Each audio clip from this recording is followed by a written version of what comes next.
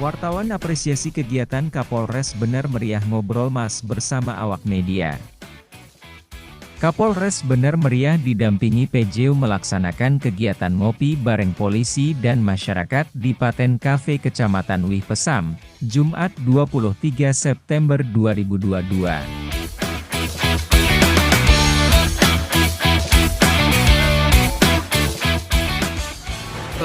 Saya tidak memberikan batasan, saya komunikasi langsung dengan masyarakat. Contoh, saya sudah share ke masyarakat nomor HP saya, lapor Pak Kapolres. Sementara itu, Abdurrahman mewakili teman-teman wartawan mengapresiasi kegiatan Ngobrol Mas yang menjadi program andalan Kapolres Bener Meriah. Yang pertama, saya sampaikan terima kasih atas undangan Pak Kapolres Bener Meriah kepada kami semua, insan-insan kulit tinta yang ada di Bener Meriah. Ini kan menyatukan persepsi dalam rangka membangun citra dan cita daripada institusi ini